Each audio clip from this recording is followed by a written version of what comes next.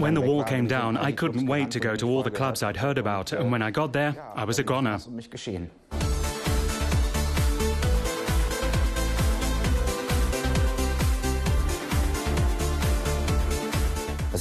When I started out, I could never have imagined that I'd ever make it on the international scene. But I was lucky enough to be around when electronic music changed from being a minor subculture in Berlin to becoming a global music culture.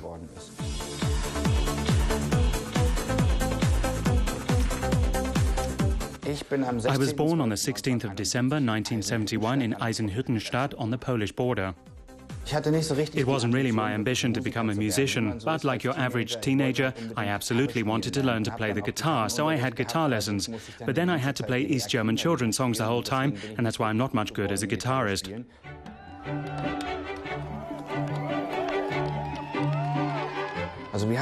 We were lucky enough to be able to leave a week before the wall came down.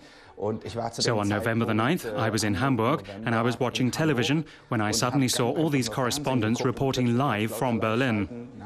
We shared in the euphoria from the living room.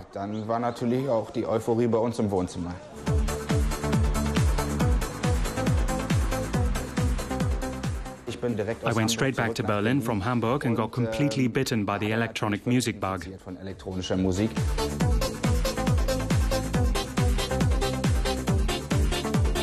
My move from regular partygoer to a DJ was more coincidental than anything else. At some point I started making tapes for myself and a couple of my friends. And so one of my friends gave one of my tapes to a promoter in Berlin, an organizer at the Tresor nightclub. And that's how I got my first gig at Tresor.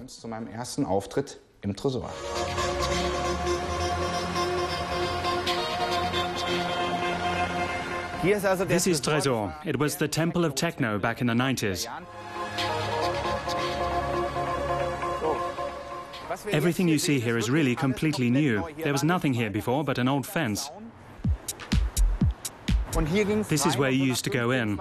About 15 or 20 meters on, there was a little metal door, and that was the entrance. I think what really contributed to the explosion of electronic music in Berlin was the sad state of things. The fact that a lot of companies, especially those in the eastern part of the city, went bust immediately. It meant there were all these enormous spaces just standing empty. And there were a lot of creative people who just said, okay, let's take this room, put some equipment in it, and do something with meaning, something which reflects our music, our way of life, and our life spirit. Unsere Musik, unseren Lebensstil, unseren Lebensgeist entspricht.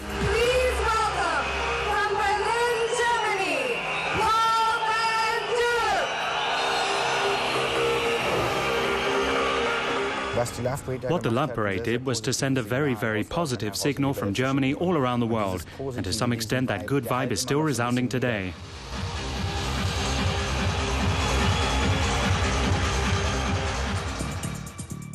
My first album was released in 1994. I think my second album, 7 Ways, came out in 96, and from that point I very, very quickly made it internationally. In 1999, I set up the Van Dyk Records label. Ultimately, it's a record company with a single philosophy, and that is that we publish music we think is really, really great.